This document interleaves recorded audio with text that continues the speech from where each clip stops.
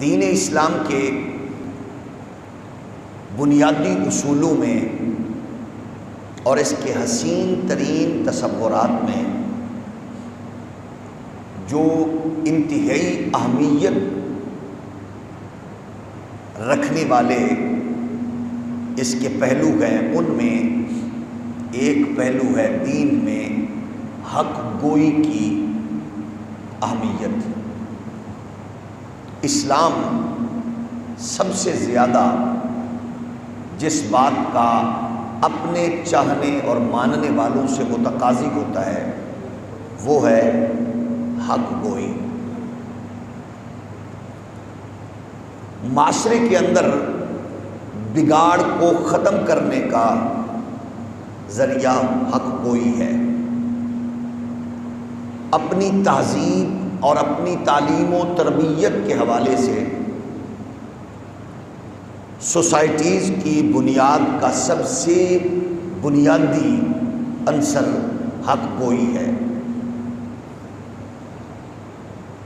کیونکہ اسلام کا یہ طرہ امتیاز ہے۔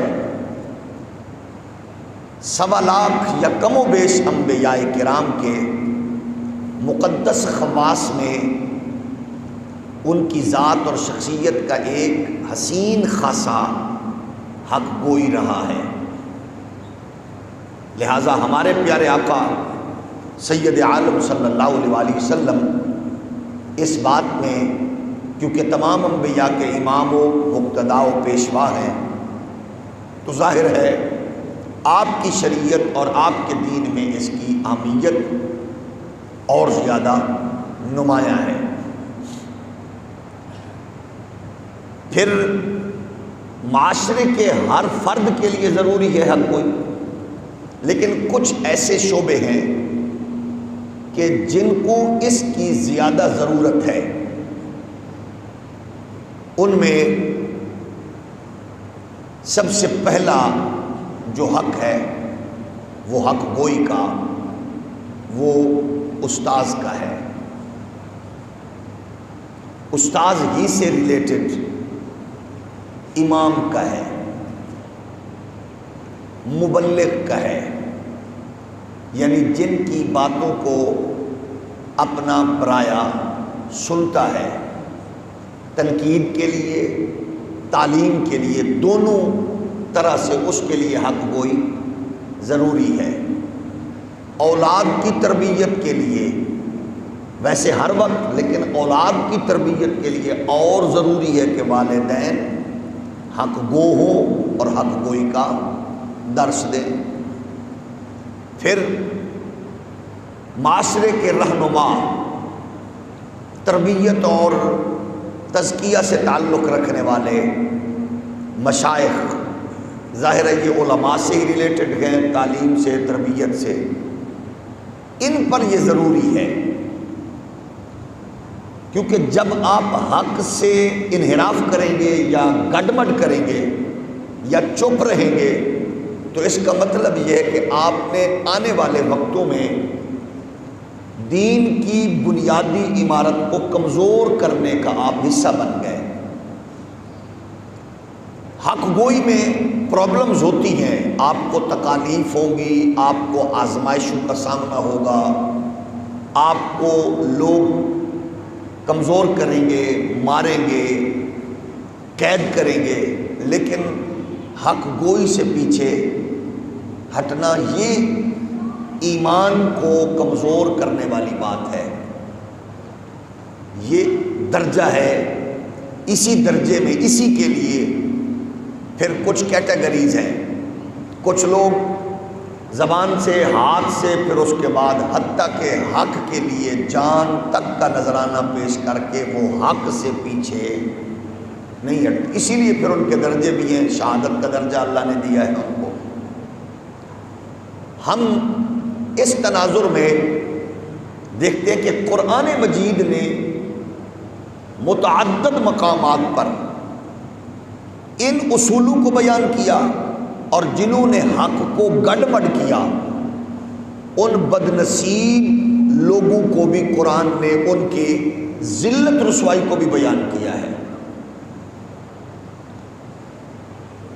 تو ان اعلیٰ اور عرفہ لوگوں کو ہم نے سامنے رکھنا ہے، اور ذلت رسوائی کے مارے ہوئے لوگوں کی ان کی تاریخ کو بھی ہم نے سامنے رکھنا ہے، تاکہ اس گناہ سے ہم اور ہماری نسلیں بچ سکیں۔ وقتی سزا، وقتی تکلیف، آزمائش برداشت ہو، لیکن اتنے عظیم مشن سے پیچھے ہٹنا نہیں چاہیے۔ جو آیات بینات میں نے تلاوت کی سعادت حاصل کی ہے، یہ سورہ الاعراف کی آیات بینات ہیں، اور یہ سورت مبارک قرآن مجید کی مقدس سورتوں میں اس کا نمبر ہے 7 سورتوں میں۔ اس کی آیت کریمہ جو آپ نے سننے کی سعادت حاصل کی اور میں نے پڑھنے کی سعادت حاصل کی، 175 اور 176، 175 اور 6، ان 2 آیات کے حوالے سے قرآن مجید نے ایک بندے کو بیان کیا ہے۔ وہ بندہ اپنی قد و قامت کے اعتبار سے بہت بلند تھا، وہ حتیٰ کہ اپنے قد و قامت کے حوالے سے بھی اپنی مثال آپ ہے، جس کا نام تھا بلعم باعورا۔ لمبائی میں، چوڑائی میں، اونچائی میں بڑا، اور مزے کی بات ہے یہ صرف لمبا ہی نہیں تھا، یہ روحانی اعتبار سے بھی اپنے لوگوں میں پیر کا، صوفی کا، راہب کا، درویش کا درجہ رکھتا تھا، بڑی اس کی اہمیت تھی۔ لیکن آپ دیکھیں گے کہ حق گوئی کے حوالے سے شریعت مطہرہ اور تاریخ اسلامی کس تناظر میں اس کو لیتی ہے اور بیان کرتی ہے، اور جو پیچھے ہٹتا ہے اس کا کیا مقام ہوتا ہے۔ کچھ تھوڑے وقت کے لیے آتے ہیں، لیکن وہ حق گوئی کی وجہ سے وہ ہمیشہ علامت کے طور پر سامنے کھڑے ہوتے ہیں۔ جیسے ہمارے معاشرے، ہماری زندگی، ہماری سوسائٹی میں ایک معذور اٹھا، لاہور کی ایک چھوٹی سی مسجد سے اٹھا، اور اس نے معذوری کے باوجود خود وہ چل نہیں سکتا تھا، لیکن اس نے کروڑوں لوگوں کو سینہ تان کے کفر کے سامنے کھڑا ہونے کا ڈھنگ سکھا دیا۔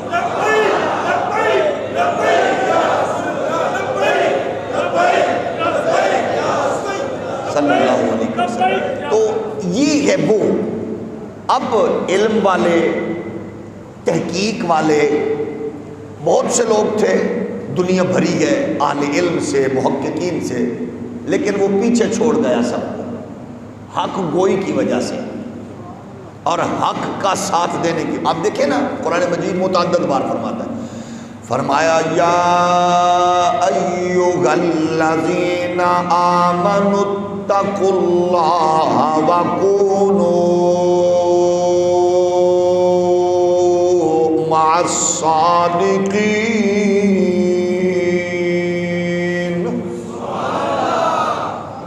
حکم ربی ہے، اے ایمان والو اللہ سے ڈرو اور سچوں کے ساتھ ہو جاؤ۔ میرے سمیت ہر عالم، مولوی، پیر پڑھ کے اپنے پیر کا کہتا ہے سچوں کے ساتھ ہو جاؤ، لیکن ایسا نہیں ہے۔ سچوں کے ساتھ ہونے کا مطلب یہ ہے کہ سچا ہوتا وہ گئے جو سچ کو سچ کہے، جھوٹ کو جھوٹ کہے، کڈ مڈ نہ کرے، وہ چھوٹا پیر ہو یا بڑا، گدی نشین ہو یا سجادہ مشین، حق بات کہنے کا سلیقہ و طریقہ جانتا بھی ہو اور کہتا بھی ہو، وہی سچا ہوگا۔ سچے کا مطلب تسبیح والا نہیں، تسبیح کے دانوں والا نہیں، اعلیٰ جبے والا نہیں، حسین دستار والا نہیں، بڑی جماعت والا نہیں، زیادہ شاگردوں والا نہیں، حق بات کہنے والا ادنا ہو یا اعلیٰ، جو سامنے کھڑا ہو کے جو ڈٹ جائے۔ قرآن کہتا ہے وَقُولُوا مَعَ الصَّادِقِينَ۔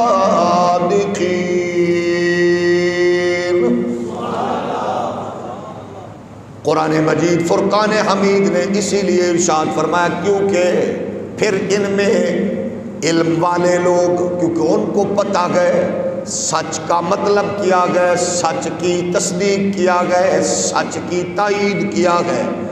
فرمایا قُلْ هَلْ يَسْتَوِي الَّذِينَ يَعْلَمُونَ وَالَّذِينَ لَا يَعْلَمُونَ، محبوب پوچھئے ان سے کیا جاہل اور عالم برابر ہو سکتے ہیں؟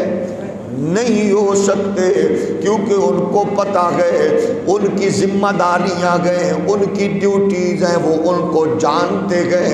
قرآن کہتا ہے الذین آتیناہم الکتاب یعرفونہ کما یعرفون ابناءہم، ہم نے لوگوں کو کتاب دی ہے، ان میں ایسے بھی ہیں کتاب رکھنے پڑھنے والے جو اپنے بچوں، اپنے گھر والوں، اہل افراد آلے، اپنی آل اولاد سے زیادہ جانتے ہیں اس نبی کو جس کو ہم نے کائنات کے ختم نبوت کا تاج پہنا کے بھیجا گئے۔ پھر گڈمڈ کرے تو بربادی ہوگی، تباہی ہوگی۔ انہی لوگوں میں سے ایک کا تذکرہ کیا گیا، فرمایا وَاتْلُ عَلَيْهِمْ نَبَأَ الَّذِي آتَيْنَاهُ آيَاتِنَا فَانسَلَخَ مِنْهَا فَأَتْبَعَهُ الشَّيْطَانُ فَكَانَ مِنَ الْغَاوِينَ۔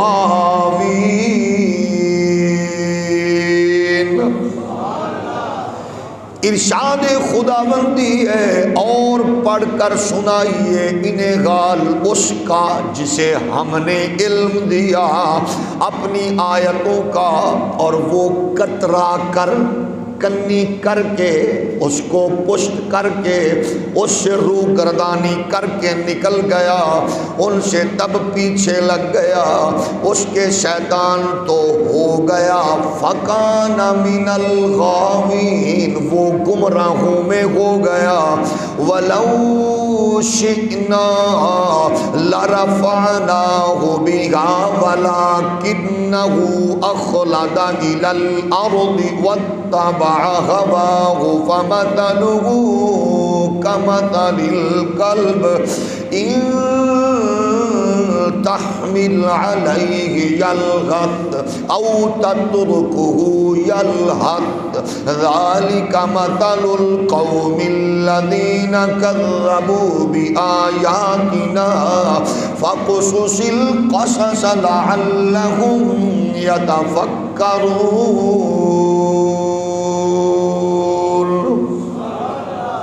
اور اگر ہم چاہتے تو بلند کر دیتے اس کا رتبہ ان آیتوں کے باعث، لیکن وہ تو جھک گیا، ہم اس کو بلند چاہتے تھے، وہ جھکتا چلا گیا پستی کی طرف اور پیروی کرنے لگا اپنی خواہش کی، تو اس کی مثال کیسی ہے؟ فَمَثَلُهُ كَمَثَلِ الْكَلْبِ، اس کی مثال تو کتے جیسی ہے، اس کی مثال تو کتے جیسی ہے۔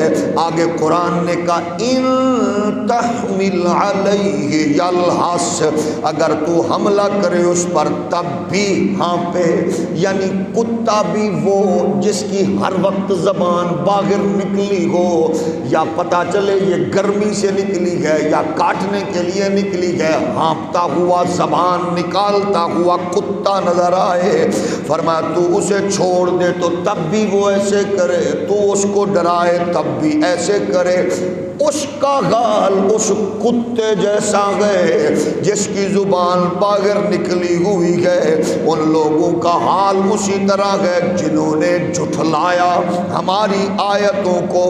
آپ سنائیں یہ قصہ، شاید وہ غور و فکر کرنے لگے۔ اب اللہ کے نبی نے اس کا تذکرہ سنایا، اس کو قرآن نے اس انداز میں بیان کیا۔ شخصیت بڑی اعلیٰ، نام بڑا اونچا، معاشرے میں رکھ رکھاؤ والا بندہ، نام تھا بلعم باورا۔ یہ ایسا تھا جس کو اللہ نے علم دیا، اور علم بھی تھا اسم اعظم، یعنی جو دعا وہ کرتا تھا اللہ قبول فرما لیتا، اس کی زبان سے نکلتی پروردگار قبولیت کے درجات سے نواز دیتا۔ یہ بات معاشرے میں نظر و نیاز کے اعتبار سے، عقیدت و محبت کے اعتبار سے اس کو نگاہوں کا، لوگوں کو نگاہوں کا مرکز بناتی گئی۔ ہزاروں سے، سینکڑوں سے ہزاروں، ہزاروں سے لاکھوں کی فالوئنگ ہو گئی۔ اب اس پوزیشن پہ پہنچا تو پھر ایسا مرحلہ بھی آیا میرے نبی کائنات کے پیارے غلاموں کہ سیدنا حضرت موسیٰ کلیم اللہ علیہ السلام کو پروردگار کی طرف سے جو حکم ہوا، کیونکہ اللہ کے نبی حکم ربی کے علاوہ نہیں کرتے کچھ، اللہ کے پاک نبی نے جس کے پاس یہ علم تھا، اب ایسا ہوا کہ اللہ کے نبی نے فوج لی، لشکر لیا، اور اس قوم کی جانب حملہ آور ہونے کے لیے بطور جنگ چل پڑے۔ اور لوگوں کو پتہ چلا، جو سست تھے، جو کاغل تھے، جو اس طرح کے فسق و فجور میں مبتلا تھے، انہوں نے کہا بلعم باورا کو، حضرت صاحب، صوفی صاحب، پیر صاحب، آپ دعا کریں حضرت موسیٰ کی فوج سے ہمیں بچائیے، معاملہ اور کچھ نہیں ہے، ہیں بڑے سخت، وہ چھوڑیں گے نہیں، ان کی فوج رعایت اور نرمی ہم سے نہیں کرے گی، مہربانی کریں کوئی اس طرح کا منصوبہ بنائیں اس سے بچ جائے، آپ دعا کریں۔ بلعم باورا نے کہا سنو، نبی کے مقابلے میں، نبی کے سامنے میری دعائیں قبول نہیں ہوگی، کیونکہ نبی کا ہر عمل رب کے حکم کے مطابق ہوتا ہے۔ اللہ کے نبی کا ہر حکم رب کے، اللہ کے نبی کا ہر عمل رب کے حکم کے تابع ہے۔ مجھے اس بڑی آزمائش میں نہ ڈالو، میں یہ کام نہیں کر سکتا، لیکن فالورز نے مجبور کیا، مریدوں نے مجبور کیا، پیر صاحب، حضرت صاحب، ہم بھی ایسے ہی ہیں، اللہ والے ہی ہیں، آپ بھی تو یہی کچھ کہتے گئے، بس مطلب یہ ہے وہ ذرا سخت ہیں طبیعت میں، ذرا ان سے بچ جائیں گے، مہربانی کرو۔ اب یہ ہوا، یہ بات کی تو بلعم باورا اڑ گیا، کہ ایسا ممکن نہیں ہے۔ پھر کیا ہوا؟ نیازیں لے کے، نذرانے لے کے قوم آ گئی، مہربانی کریں۔ یہ اس وقت بڑا یاد آتا ہے جب حالات خراب ہو، پھر نظر بھی یاد، پھر نیاز بھی یاد ہوتی ہے۔ حالات خراب ہیں تو پھر کا مہربانی کریں۔ جب سامنے نظر و نیاز کے ڈھیر دیکھے، ماننے والوں کی طرف سے انواع و اقسام کی چیزیں دیکھیں، حضرت صاحب بھی پھر لٹو ہو گئے، کہنے لگے ٹھیک ہے، میں استخارہ کرتا ہوں، میں آج کی کہانی نہیں بتا رہا، ہزاروں سال پہلے کی کہانی ہے، مجھے پڑھتے ہوئے، آپ کو سنتے ہوئے یوں لگ رہا ہے جیسے میں آج کے پیر کی بات کر رہا ہوں۔ ناراض نہیں ہونا، ہماری سب کی بنیادی ذمہ داری ہے۔ آج بھی یہ ہوتا ہے، میں کیا کرتا ہوں؟ استخارہ۔ آپ بولیے، کہا کیا جواب ملتا ہے؟ مال پانی دیکھ کے کیا کرتا ہوں؟ ہولی ہولی بولو۔ استخارہ کیا ہے یہ بھی ذہن میں رکھیے. استخارہ یہ ہے کہ آپ کوئی فیصلہ ایسا کرنا چاہ رہے ہیں جو آپ کے لیے بہتر ہو. ان 2-3 فیصلوں میں ہاں نا میں آپ دیکھیں کہ کون سا ایسا کام ہے جو میرے لیے اس کے کرم و فضل سے آسان رہے گا. شریعت کے متصادم استخارے نہیں ہوتے، نبی کے فرمان کے متصادم استخارے نہیں ہوتے. وہاں صریح حکم چلتا ہے قرآن کا، صاحب قرآن کا، بس وہاں اپنی مرضی نہیں ہے، وہاں دین کا حکم ہے. میں استخارہ کروں گا. انہوں نے کہا ٹھیک ہے. اور پھر کیا ہوا؟ استخارہ اس نے کیا. کہتا ہے مشکل ہے. انہوں نے کہا پھر بھی کرنا پڑے گا. کہا کیا کروں؟ کہنے لگا دعا کر. جو تجھے اللہ نے دعاؤں کی قبولیت کا اعزاز بخشا ہے. اپنی گدی پہ بیٹھا، اپنی سواری پہ بیٹھا، گدی کا رخ پہاڑوں کی طرف کیا، چل پڑا. عالم یہ ہوا وہ دعا مانگنے لگا. نبی کے لشکر کے مقابلے میں اپنے لوگوں کی فتح کا مانگتا یہ تھا، کیونکہ اللہ نے اس کو اسم اعظم عطا فرمایا تھا. اب اسم اعظم والی برکت سے دعا تو قبول ہونی ہے، پروردگار نہ بھی کرے تو مالک ہے. لیکن ہوا یوں کہ جب وہ کہتا اللہ ان کو کمزور کر، ان کو طاقتور کر، تو اس کے منہ سے نکلتا اللہ ان کو کمزور کر، ان کو طاقتور کر. وہ سننے والے بھی کہتے حضرت صاحب نذرانے ہمارے، فطرانے ہمارے، لنگر پانی ہمارا، دعا ان کے حق میں. کہتا ہے بس تسی منگی جاؤ، مینوں کوئی پتہ نہیں میں کی کہہ رہا ہوں. وہ مانگتا تھا ان کے لیے خیر، زبان سے نکلتی تھی ان کے لیے خیر. عالم یہ ہوا اب معاملہ بڑھنے لگا. ادھر سے اللہ کے پاک نبی بڑھے. اللہ کے نبی فرماتے ہیں ہماری راستے میں جو رکاوٹیں ہیں اس میں محسوس ہو رہا ہے کوئی اور دعا بھی موجود ہے. اللہ کے نبی کو پتا چلا بلعم باورا کے حوالے سے. اللہ کے نبی نے ہاتھ اٹھائے، اللہ میری دعا بھی سن، میں تیرا بندہ ہوں. اس سے جو تو نے اس کو علم کی دولت دی ہے اسم اعظم کی صورت میں وہ چھین لے. اب جب نبی کی دعا ہاتھ اٹھا اللہ نے قبولیت سے نواز دیا. اب عالم یہ ہوا اس لشکر کی طرف معاملہ ایسا بڑھنے لگا. سیدنا موسیٰ کلیم اللہ علیہ السلام آگے بڑھ رہے تھے، مسلسل آگے نکل رہے تھے.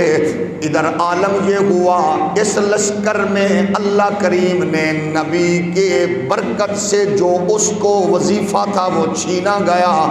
70,000 لوگ طاعون کی بیماری میں ہلاک ہو گئے. ایسی بیماری پڑی جس کی سمجھ بھی کسی کو نہیں آ سکتی تھی. لوگ کہہ رہے تھے کیا ہوا؟ انہوں نے کہا پتہ نہیں کیا ہوا. پھر ایسا ہوا اسی قوم میں ایک بندہ تھا جس کا نام تھا زمری بن شلوم. یہ یہودی، اس نے ایک بدماش بازاری عورت جو حسن و جمال میں بے مثال تھی، شیطان جب تباہ و برباد کرنے پہ آتا ہے اس سے زنا کروایا.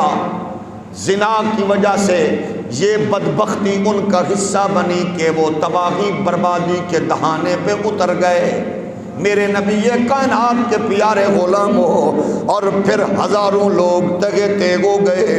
حضرت موسیٰ کے مشیر فخاس تھے جن کا نام تھا فخاس الایزار، اس نے آ کر پھر حالات دیکھے، اس کو اس کے خیمے میں گھس کر قتل کیا، اور پھر اس کے بعد اس ہلاکت سے اللہ نے ان کو نجات عطا فرمائی۔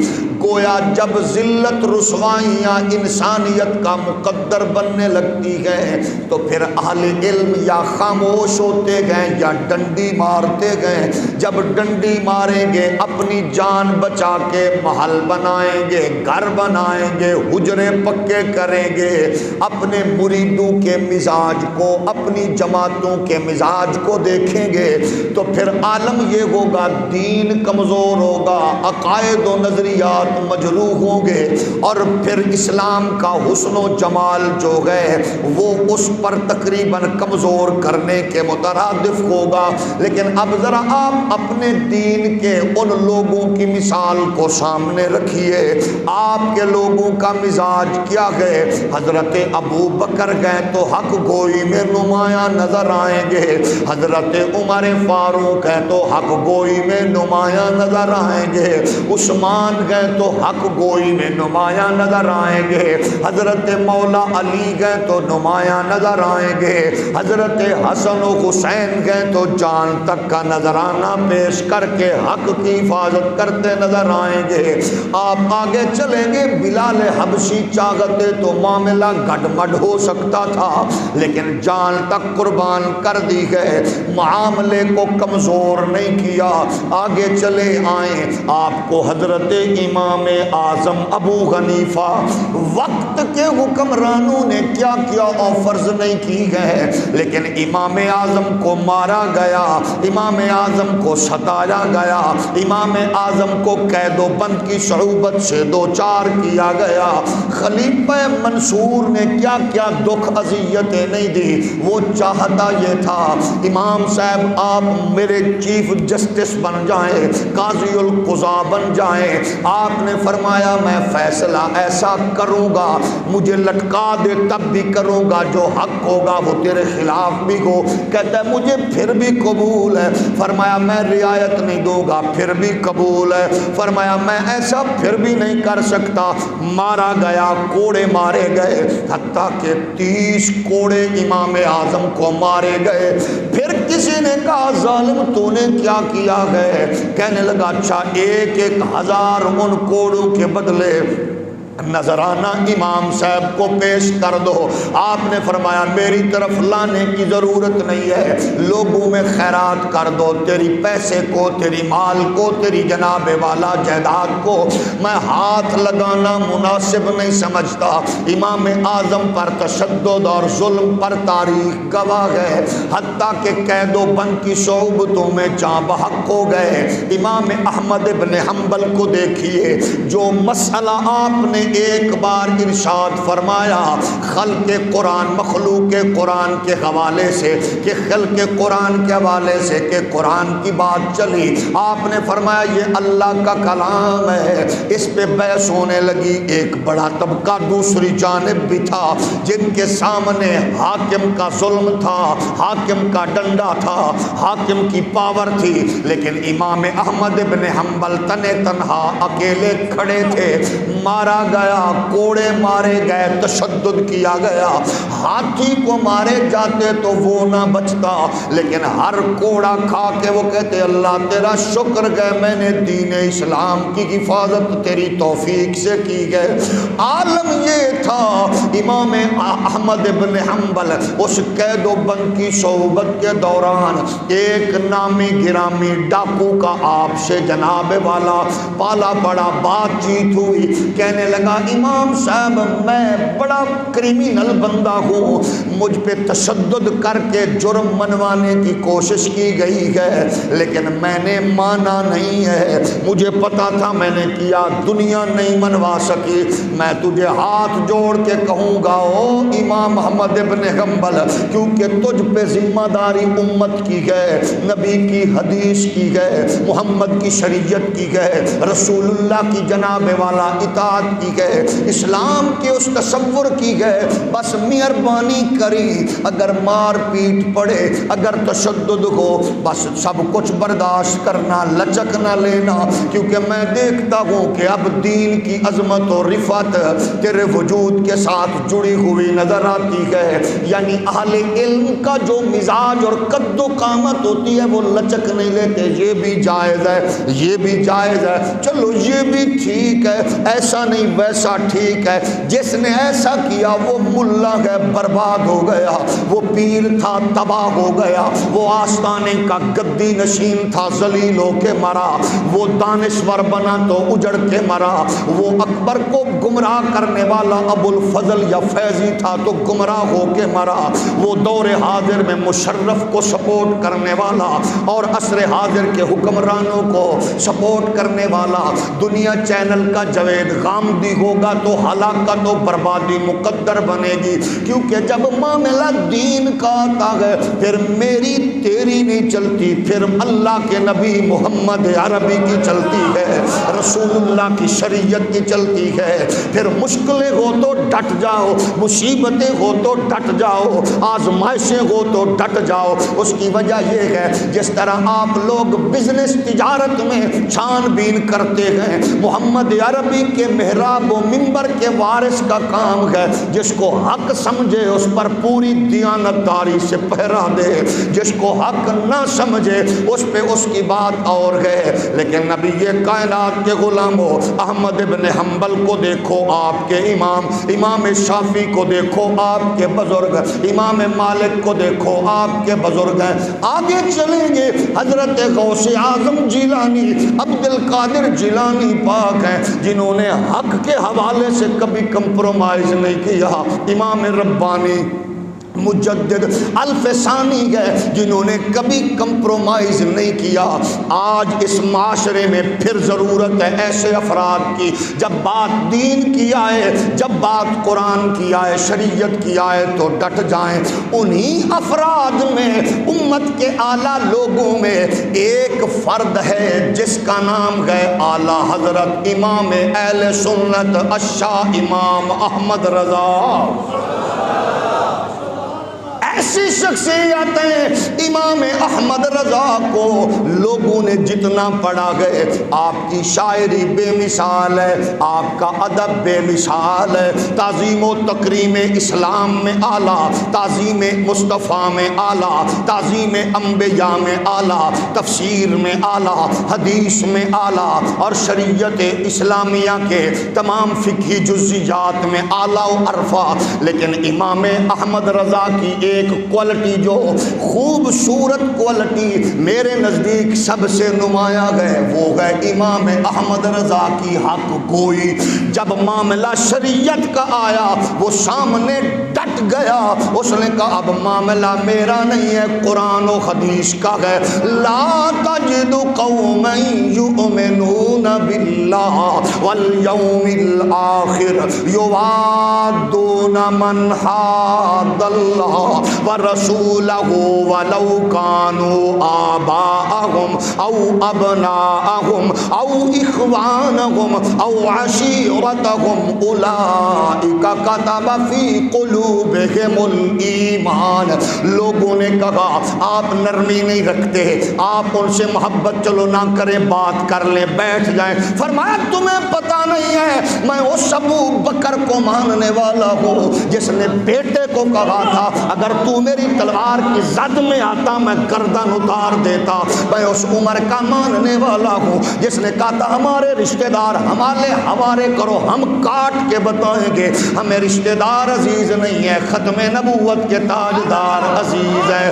میں اس حیدر کرار کا ماننے والا ہوں، میں اس حسین کا ماننے والا ہوں کہ جب غازی عباس کا ماننے والا ہوں، علی اکبر و اصغر کا ماننے والا ہوں جنہوں نے اپنا وجود تک پیش کر دیا لیکن محمد عربی کی شریعت پر آنچ نہیں آنے دی۔ اسی لیے تو حضرت نصیر الملت والدین شہزادہ گولڑا فرماتے گئے فخر ملت لائے کے صد احترام احمد رضا، فخر ملت لائے کے صد احترام احمد رضا، محتشم بالغ نظر عالی مقام احمد رضا۔ مل کے پڑھ لیجیے، فخر ملت لائق صد احترام احمد رضا، فخر ملت لائق صد احترام احمد رضا، محتشم بالغ نظر عالی مقام احمد رضا، منبع فیضان سنت شارح ام الکتاب،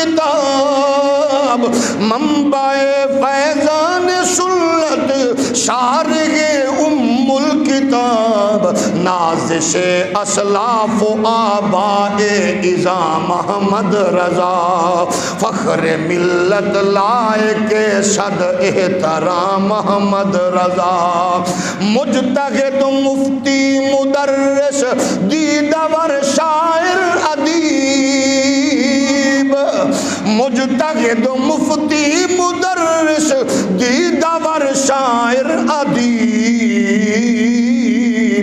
متقی عالم فقیہ نیک نام احمد رضا۔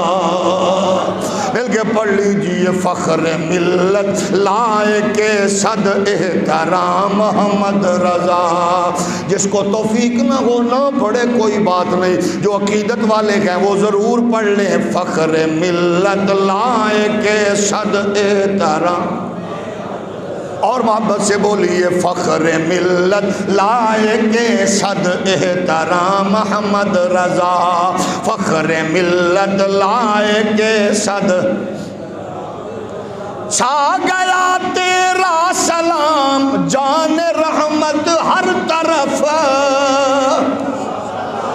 چھا گیا تیرا سلام جان رحمت ہر طرف، تیری روح پاک پر لاکھوں سلام احمد رضا، تیری روح پاک پر لاکھوں سلام احمد رضا، فخر ملت لائق صد احترام احمد رضا، فخر ملت لائق صد احترام، طے کیا آخر یہ ارباب نظر نے اے نصیر، طے کیا ارباب یا ارباب، طے کیا آخر یہ ارباب نظر نے اے نصیر، ترجمان اہل سنت ہیں امام احمد رضا۔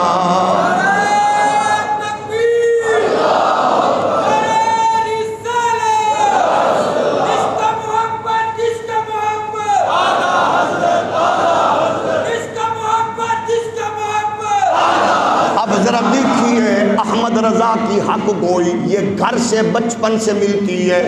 ہم جب کہیں گے بچہ باہر کہو پاپا گھر نہیں ہے،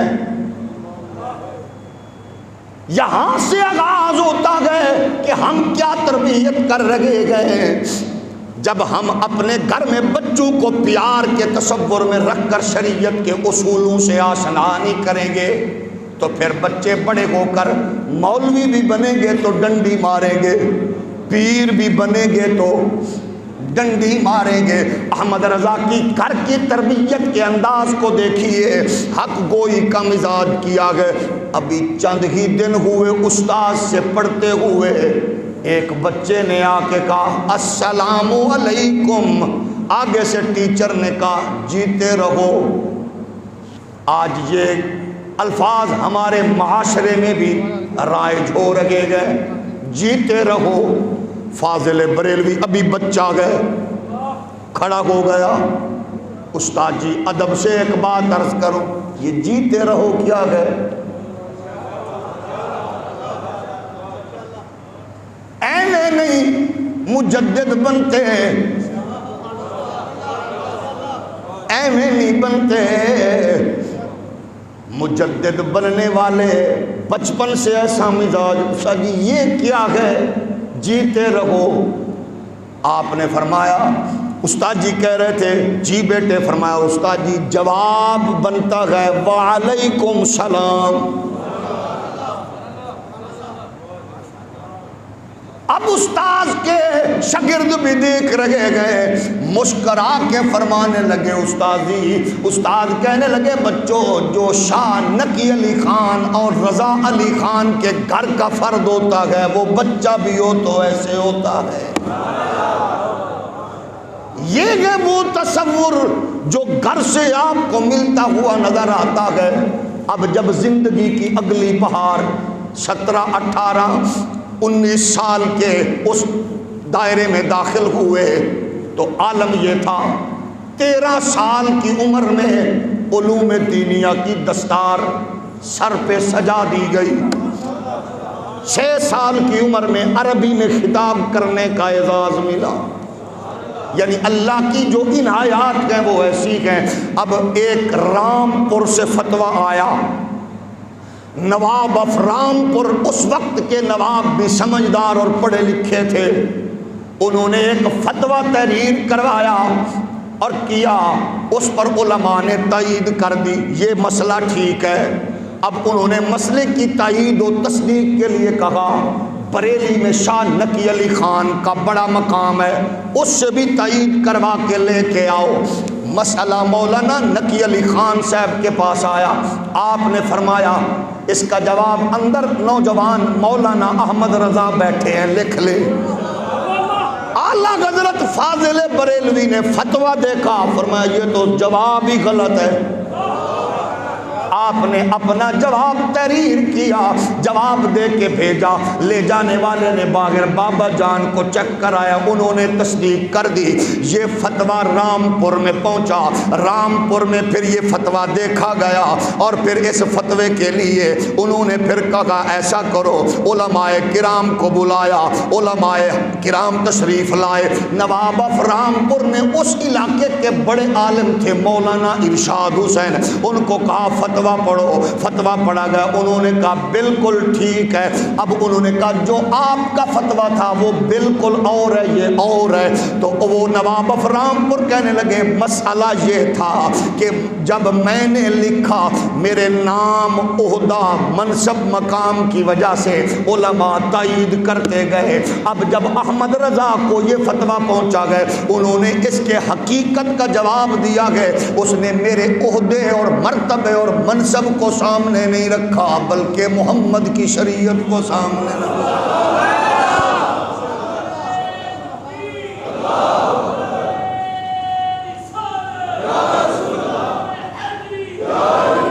یہ ہے دین کا تقاضا، یہ ہے شریعت کا تقاضا۔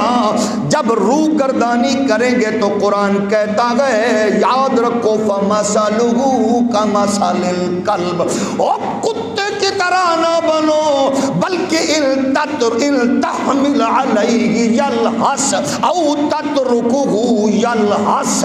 قرآن نے ہٹ ہٹ کے بیان کر کے کہا زبان نکالے ہوئے اس بھوکے کتے کی طرح نہ بن کر ہر چیز کو گڈمڈ کر دینا۔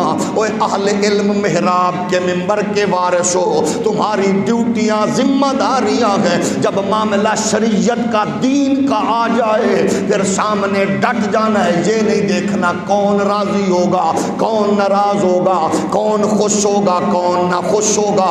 اگر تم نے کیا تو اس کا جواب دینا پڑے گا، اگر تم نے حق کہا گیا کوئی راضی ہوا یا نہیں ہوا بس تم نے دیکھا نبی راضی ہو گئے۔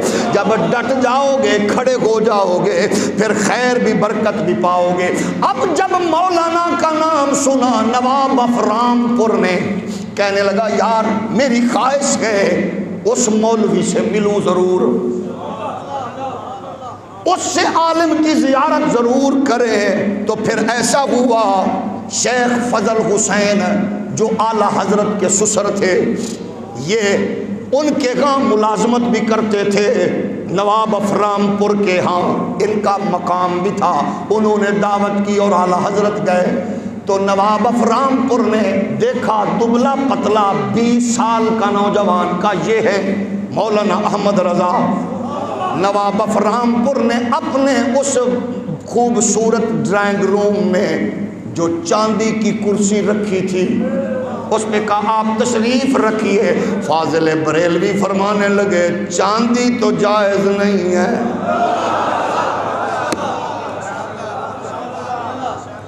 مرد کو یہ جائز نہیں ہے وہ استعمال کرے۔ نواب افرام پور نے آنکھ کا اشارہ کر کے کہا فضل حسین شیخ صاحب تعلق ٹھیک نالی جوڑے، شریعت کے معاملے میں ڈنڈی نہیں مارتا، یہ ہے علم کا کمال۔ بیٹھ گئے، بیٹھے تھے، اہل علم کو بھی مدعو کیا گیا، پورے علاقے میں کہا گیا مولانا فاضل بریلوی نقی علی خان کے بیٹے آ رکھے گئے، بریلی کا نام تھا، علماء آ گئے۔ ان علماء میں ایک نام تھا حضرت جناب والا مولانا الشاہ عبد الحق، آپ بھی تشریف لائے خیر آبادی، یہ شہزادہ تھے مولانا فضل حق خیر آبادی کے۔ اب فضل حق خیر آبادی وہ گئے جن کی زندگی ساری محمد پاک کی شریعت کی حفاظت میں گزری، حتیٰ کہ کالے پانی کی سزائیں پائیں، بیٹھے ہوئے تھے، ینگ تھے، نوجوان تھے۔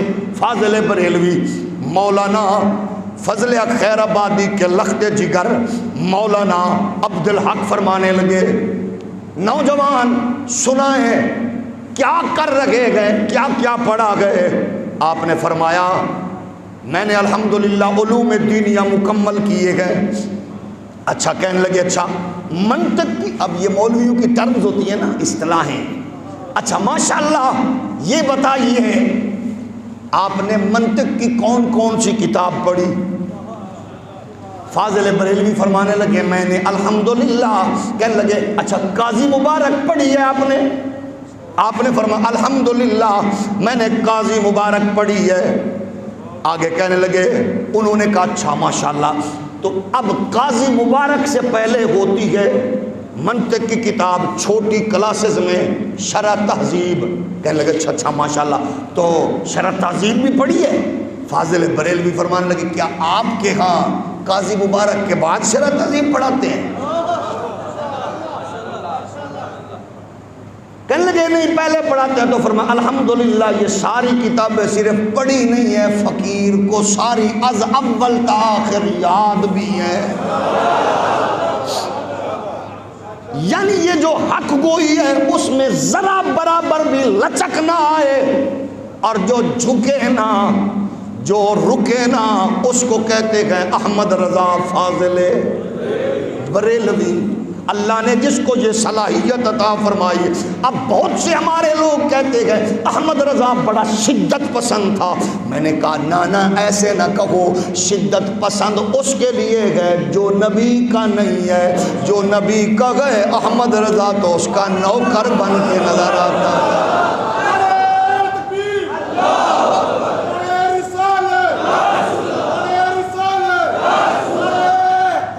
یہ قرآن کا اصول ہے، اشداء علی الکفار رحماء بینہم۔ مصطفیٰ کے غلاموں کا مزاج یہ ہے وہ کافروں کے لیے سخت ہے، آپس میں نرم ہے۔ اور تم نبی کے بن کے دیکھو تو صحیح، احمد رضا تمہارے سے کتنا پیار کرتا گئے، اور وہ اس کا کیسے بن سکتا گئے جو نبی کو تولے اپنے جیسا کہے۔ احمد رضا کا مزاج تو یہ ہے، بس وہ کہتا ہے بس انہیں جانا انہیں مانا، نہ رکھا غیر سے کام، انہیں جانا انہیں مانا، نہ رکھا غیر سے کام۔ للہ الحمد میں دنیا سے مسلمان گیا، للہ الحمد آج لے ان کی پناہ، آج مدد مانگو ان سے، آج لے ان کی پناہ، آج مدد مانگو ان سے، پھر نہ مانے گے قیامت میں اگر مان گیا، پھر نہ مانے گے قیامت میں اگر مان گیا، پھر نہ مانے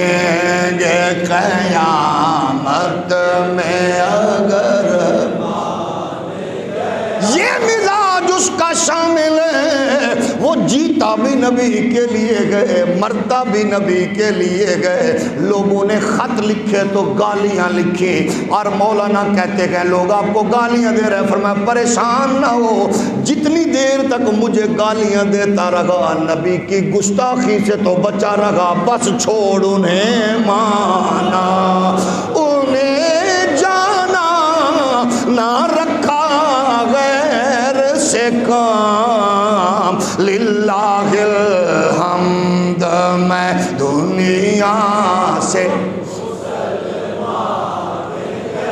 اس مزاج کو اپنی زندگی کا حصہ بناؤ، محبت بھی نبی کے لیے کرو، نفرت بھی نبی کے لیے کرو، جسے اپنا سمجھو اس کو سمجھو جو نبی کا ہے، جس کو اپنا نہ سمجھو بس اس کو نہ سمجھو جو نبی کا نہ ہو، جو نبی کا بنے اس کو قسم خدا کی ابو بکر مکے کا چیف جسٹس بھی اپنا سردار کہتا ہے، بلال میرا سردار ہے کیونکہ محمد کا پہرے دار ہے، عمر کہتا ہے میرا سردار ہے کیونکہ مصطفیٰ کا یار ہے۔ آؤ امت مسلمہ اپنے اندر نفرتوں کو ختم کر کے معیار صرف یہ رکھو، محبت نبی کی ذریعے کرو، عشق نبی کے ذریعے کرو، چاہت نبی کی وجہ سے رکھو، اور جب یہ معیار، جب یہ سٹینڈرڈ ہوگا پھر خیر پھیلے گی، لوگوں کو پتہ چلے گا یہ بزنس بعد میں کرتے گئے، تجارت بعد میں کرتے گئے، تعلق بعد میں رکھتے گئے، یہ ساری نسبتیں اس معیار میں جانچتے گئے، یہ محبت مصطفی کا چشمہ لگا کے دیکھتے ہیں اس کے دل میں نبی کی محبت کیسی ہے،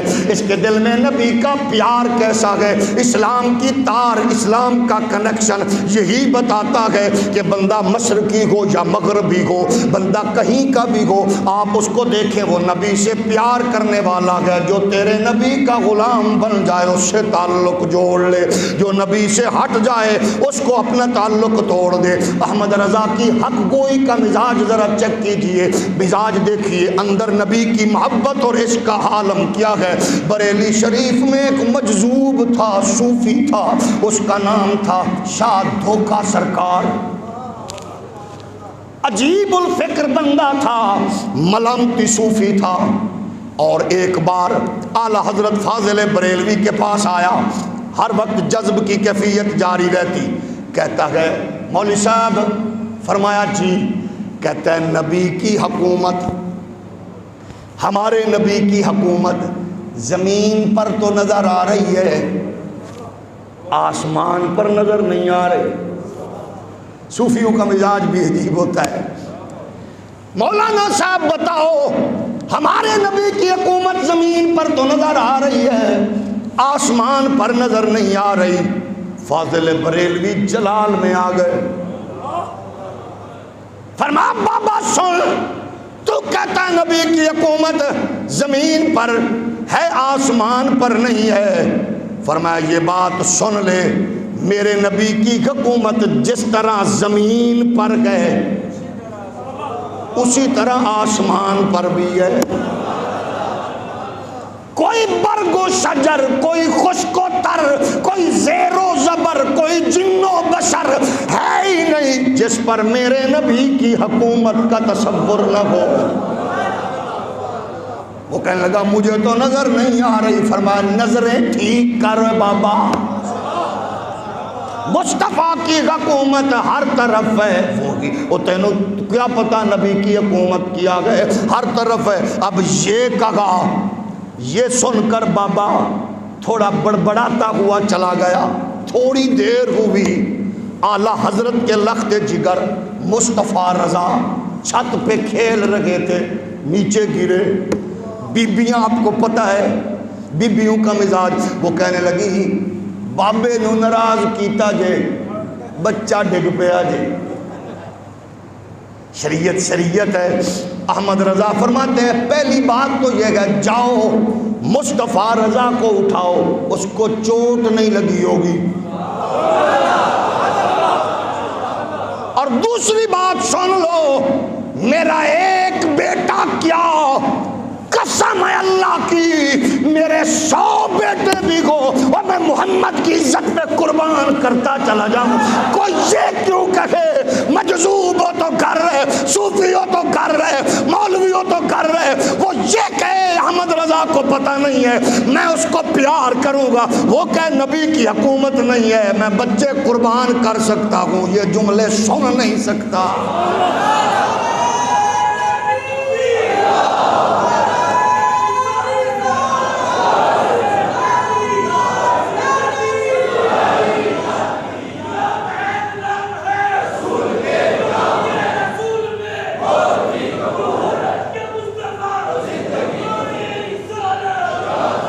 آج 1400 سال کے بعد اسلام جس موڑ پر جس مقام پر کھڑا ہے، آج پھر اس کو امام ربانی فاضل بریلوی ایسے لوگوں کی ضرورت محسوس ہو رہی ہے، آل کفر کے ناپاک عزائم، لادینی قوتوں کی سازشیں آل اسلام کی طرف رخ کر چکی ہیں، ان کے ناپاک منصوبہ اور ان کے منصوبہ بندیوں کے جال لبرلز، سیکولرز اور موم بتی آنٹیوں کے ذریعے مسلمانوں کی طرف وہ جال پھیلائے جا چکے ہیں۔ اسلام کو کمزور کرنے کی سازشیں ہر لمحے ہر ساتھ تیار ہو چکی ہیں۔ اہل علم، گدی نشینوں، سجادہ نشینوں، اسلام سے تعلق رکھنے والے بزنس مینوں، تاجروں، سیاسی سماجی رہنماؤں، آپ کی میری بنیادی ذمہ داری ہے، آنکھیں بند نہ رکھو، فاضل بریلوی کی اس صدا پر کان لگاؤ، سونا جنگل رات اندھیری، چھائی بدلی کالی ہے، سونے والوں جاگتے رہنا چوروں کی رکھوالی ہے۔ آج ہمارے کانوں میں عجیب عجیب باتیں سننے کو مل رہی ہیں، وہ فتنے سر اٹھا نہیں بلکہ خطرات کے بادل کی طرح ہمارے اوپر منڈلا رہے ہیں۔ آج آل کفر کے گماشتے، لادینی قوتوں کے آلہ کار، وہ موم بتی آنٹیاں اور وہ بے حیا بدکار حکمران ایک نئی سازش کا پتہ کھیلنے جا رہے ہیں۔ اسلام کے حوالے سے ایک ایسا بل پارلیمنٹ میں لانے کی مذموم کوشش کی جا رہی ہے جو شریعت اسلامی اصولوں کے خلاف ہے۔ ہم صرف اتنا پوچھنا چاہتے ہیں وقت کے نابالغ حکمرانوں سے، ان دجوس لوگوں سے، اغیار کے اعلی کار لوگوں سے، کیا تم نے ہر بے حیائی اور بربادی کو اپنی طرف کیوں موڑ لیا ہے؟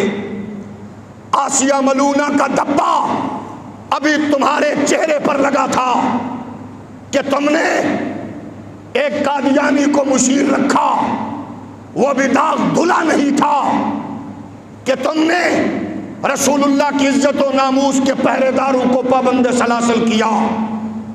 یہ بے حیائی اور بے غیرتی کے کیچڑ میں ابھی پھنسے ہوئے ہیں کہ ایک نیا تماشا تم نے اور ایک نیا شوشہ تم نے کھڑا کیا۔ اغیار کے اشاروں پر 18 سال سے قبل بندہ اسلام قبول نہیں کر سکتا۔ پتہ نہیں تیری پارلیمنٹ اور کیبنٹ میں بیٹھے ہوئے ان جاہل، ان گھٹیا پیروں اور کمینے مولویوں کی غیرت و حمیت کیوں مر چکی ہے جو ہر بربادی کے طوفان کا رخ تیری طرف موڑ رہے ہیں۔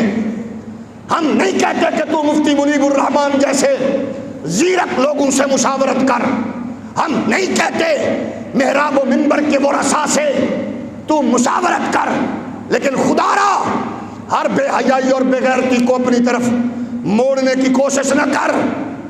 ظالم انسان اپنے سے پہلے طاقتور لوگوں کی ذلت و رسوائی کو اپنے سامنے رکھ لے۔ تجھے کیا پتا اسلام کیا ہے؟ ہزاروں سال تک بر صغیر پر مسلمانوں نے حکومت کی۔ میں تیرے چمچو کڑچو اور ان کمینوں سے پوچھنا چاہتا ہوں، بتا کس مغلیہ خاندان کے حاکم نے جبرن کسی ہندو کو مجبور کر کے کلمہ پڑھایا؟ مجھے بتا اس ملک میں اور بر صغیر میں کس نے کسی کو جبرن کلمہ پڑھایا؟ ہماری مسجد میں ہزاروں لوگ آتے ہیں، ہم ان سے پہلے پوچھتے ہیں کہ تمہیں مجبور تو نہیں کیا گیا؟ دنیا میں کسی ملک میں ایسا نہیں ہے، حتیٰ کہ یورپ میں جن کی گلیوں میں تو خاک چھانتا رہا ہے، جہاں تو گینگ کے پیچھے پاگلوں کی طرح دوڑتا رہا ہے وہاں ایسے قانون نہیں ہے. ہم تیرے ایسے قانون کو جوتے کی نوک پہ رکھتے ہیں. ہم ایسے قانون کو کبھی نہیں مانیں گے. یہ غیرت مند لوگ تیرے گریبان کو نوچ لیں گے, تیری اوقات تجھے یاد دلا دیں گے. اللہ کی کبریائی کی قسم ہے, ہم جوتے کی نوک پہ رکھتے ہیں. لعین تجھے پتہ نہیں ہے, ہم ہر چیز برداشت کر سکتے ہیں. مہنگائی کا طوفان آیا, بے حیائی کا طوفان آیا, بے غیرتی کا طوفان آیا, ہم نے برداشت کیا ہے. لیکن ناموس رسالت ہو, مصطفیٰ کی عزت ہو, اسلام کے ناموس کے لیے ہم ٹکرانے نہیں دیں گے. یہ یاد رکھ, ہم اپنے آپ کو قربان تو کر سکتے ہیں, دشمنان اسلام کے ایجنڈوں کو کامیاب نہیں ہونے دیں گے. ہوش کے ناخن لو, انسان کے پتر بنو. ایسے بلو کو لانے سے پہلے کروڑ بار سوچو. مولا علی سے پوچھو, 10 سال کی عمر میں جن کو اسلام کا نور میسر آیا ہے.